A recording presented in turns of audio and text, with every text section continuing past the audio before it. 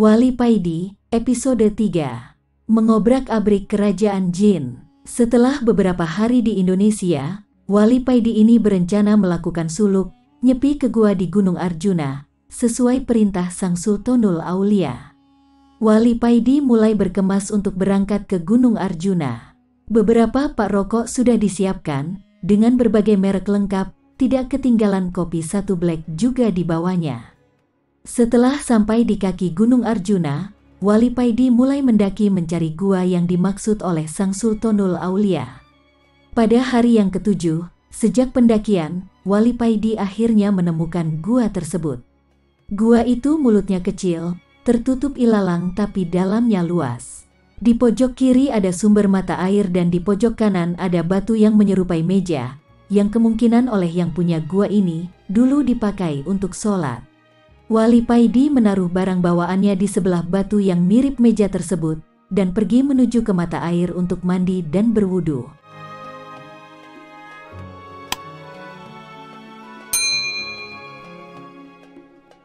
Ketika mandi, hati Wali Paidi ini dengan sendirinya berzikir dengan cepat dan otomatis. Pengetahuan ruhani Wali Paidi semakin bertambah, hatinya berbunga-bunga tanpa dapat ia cegah, nur basirohnya semakin terang benderang. Setelah berwudu, Wali Paidi ini melakukan sholat di atas batu yang mirip meja itu, beratus-ratus rokaat tanpa terasa telah berlalu, dan Wali Paidi baru sadar ketika terdengar ayam berkokok. Wali Paidi turun dari batu menuju tempat perbekalannya untuk membuat kopi dan duduk santai sambil merokok. Panci sudah dikeluarkan dan rokok sudah disiapkan. Tapi alangkah kagetnya Wali Paidi ini ketika mencari korek tidak ada. Ia keluarkan semua isi tasnya, tapi tetap saja korek tidak ditemukan. Waduh, ciloko iki, Wali Paidi bergumam sendiri. Dia melihat kopi satu black yang aromanya begitu harum, dan berpapak rokok berbagai merek tergeletak di samping kopi. Wes, muspro kabeh iki, kok bisa koreknya gak ke bawah, kata Wali Paidi mulai kesal. 1-2 hari dilalui Wali Paidi ini tanpa kopi dan rokok, dan pada hari yang ketiga Wali Paidi mulai tidak tahan, hatinya semeblak ketika melihat kopi dan rokok yang terkulai tak berguna. Wali Paidi mulai membaca hizib, semua hizib ia kerahkan, dan setelah membaca asyifa 3 kali, Wali Paidi ini mengusapkan telapak tangannya pada matanya. Dan biar seluruh alam jin dan makhluk halus lainnya tampak sangat jelas, terlihat oleh Wali Paidi segerombolan jin di luar gua sebelah kiri. Kira-kira 10 meter dari mulut gua, Wali Paidi mendatangi bangsa jin yang terdekat dengan gua tersebut. Gerombolan jin yang melihat Wali Paidi datang tampak ketakutan. Ada yang punya korek api? Tanya Wali Paidi kepada bangsa jin. Kami gak punya, jawab mereka. Wali Paidi langsung mengobrak-abrik tempat para jin tersebut. Para jin lari tunggang langgang ketakutan, dan banyak sekali yang terluka.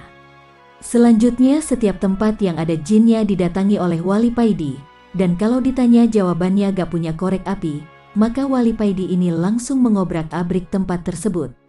Gemparlah seluruh bangsa jin di Gunung Arjuna, melihat sepak terjang Wali Paidi ini. Seluruh desa dan kota dari kerajaan jin di Gunung Arjuna ini telah diobrak-abrik oleh Wali Paidi. Nama Wali Paidi menjadi terkenal, menjadi momok yang menakutkan di kalangan bangsa jin. Dan akhirnya, tibalah Wali Paidi ini di pusat kerajaan bangsa jin. Ketika sampai di gerbang kerajaan, Wali Paidi disambut oleh 2 jin prajurit yang memang oleh raja. Mereka diperintahkan untuk menyambut Wali Paidi dan mengantarkan kepadanya. Tampak wajah-wajah yang ketakutan di wajah prajurit jin ini melihat Wali Paidi. Dengan suara tergagap-gagap, prajurit ini mempersilahkan kepada Wali Paidi untuk masuk istana dan menemui raja mereka. Dalam istana Raja Jin yang bernama Ismoyo ini, sudah menunggu kedatangan Wali Paidi. Setelah Wali Paidi masuk istana, Raja Ismoyo ini langsung turun dari singgasananya, menyambut langsung Wali Paidi dan mempersilahkan Wali Paidi untuk duduk di sampingnya. Dengan agak takut, Raja Ismoyo ini bertanya, "Hamba dengar Tuan Wali telah membuat geger kerajaan hamba. Tuan telah mengobrak-abrik seluruh wilayah kerajaan hamba. Tuan telah mengobrak-abrik seluruh wilayah kerajaan tanpa ada yang sanggup melawan Tuan. Apakah gerangan yang Tuan cari, sehingga Tuan murka begini? Mungkin hamba bisa membantu." Wali Paidi menjawab, "Aku mencari korek, apakah sampeyan punya?"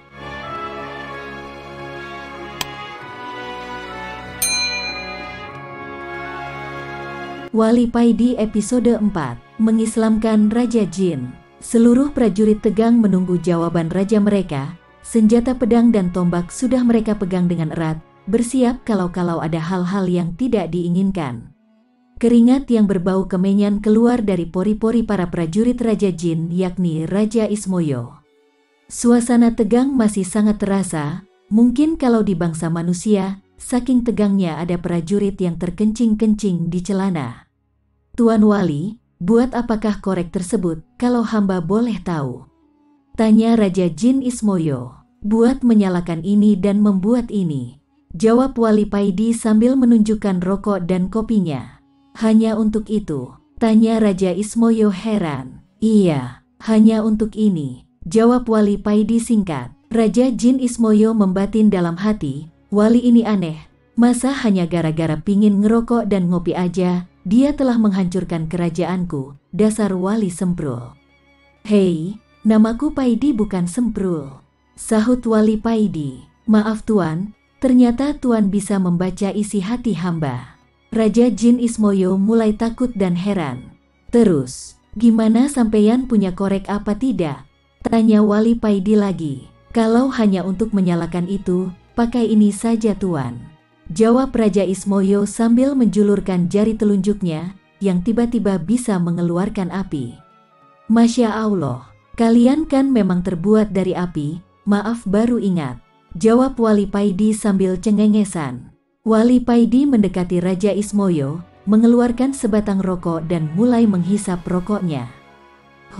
Allah, Allah. Begitulah yang terdengar ketika Wali Paidi merokok. Selanjutnya Raja Ismoyo memanggil panglimanya dan berkata kepadanya, "Buatkan kopi buat Tuan Wali ini." Perintah Raja Ismoyo sambil mengambil kopi dari Wali Paidi dan menyerahkan kepada panglimanya.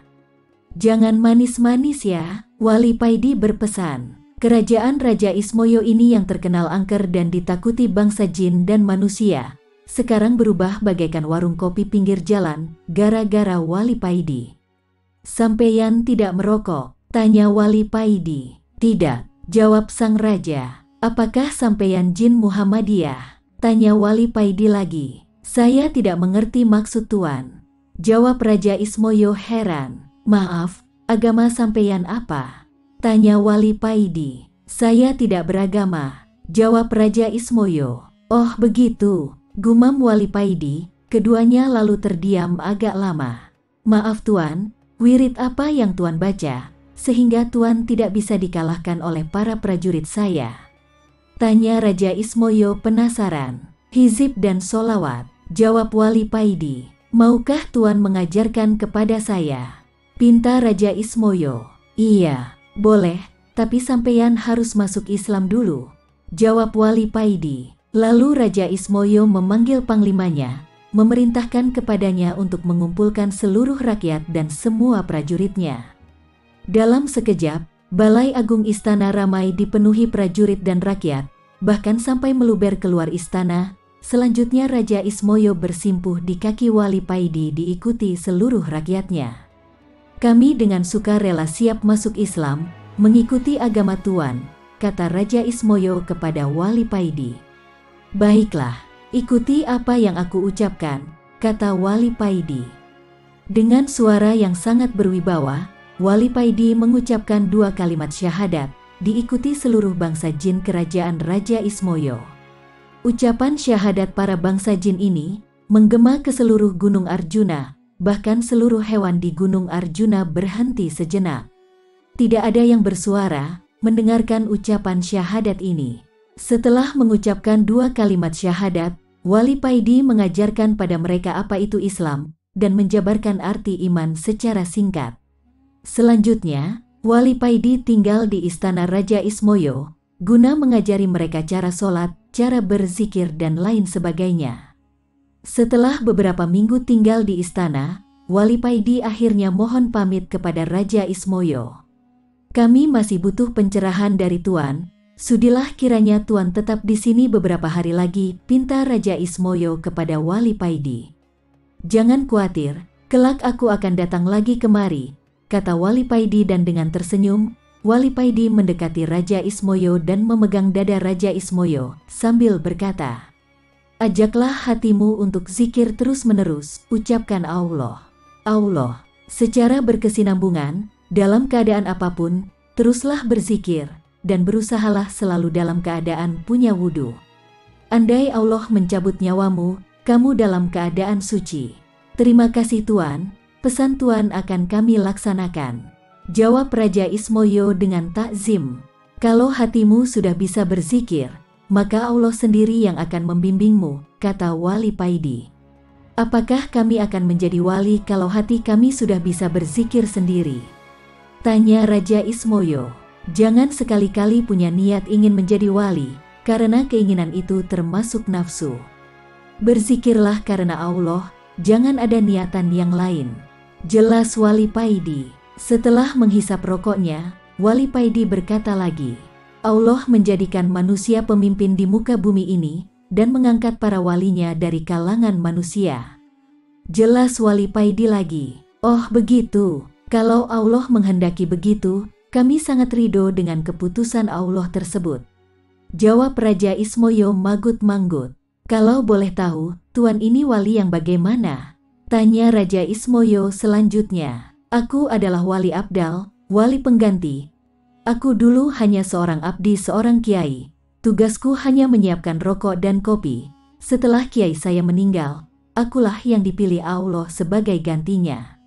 Terang Wali Paidi. Jadi, wali itu jumlahnya tetap sama dari dulu sampai sekarang, tanya Raja Ismoyo dengan bersemangat. Iya, jumlahnya wali di seluruh dunia tetap sama, karena setiap yang meninggal pasti ada gantinya. Biarpun kamu tidak ada hak untuk menjadi wali, kamu harus tetap semangat, karena di mata Allah, derajat seseorang itu dilihat dari ketakwaannya. Wali itu hanya title yang diberikan Allah buat para wakil-wakilnya di muka bumi, guna untuk mengatur dan menata manusia. Dan wali dipilih dari para hamba yang dikehendakinya. Bukan karena ibadahnya, bukan karena zikirnya, tapi karena kehendak Allah. Jadi, salah besar kalau ada orang yang pingin atau mempunyai cita-cita menjadi wali. Jawab Wali Paidi, terima kasih Tuan. Mudah-mudahan, apa yang Tuan ajarkan kepada kami, menjadi ilmu yang bermanfaat. Ucap Raja Ismoyo. Akhirnya, Wali Paidi pamit dan meninggalkan Gunung Arjuna, diiringi Raja Ismoyo dan seluruh rakyatnya. Setelah Wali Paidi sudah tidak tampak, Raja Ismoyo dengan suara yang lantang berkata kepada rakyatnya, rakyatku semuanya, nanti atau kapanpun, kalau ada orang yang ke Gunung Arjuna ini berbekal rokok dan kopi, jangan sampai diganggu, jagalah mereka sampai mereka meninggalkan Gunung Arjuna ini, demi menghormati guru kita, Wali Paidi. Titah paduka akan kami laksanakan. Jawab mereka serempak.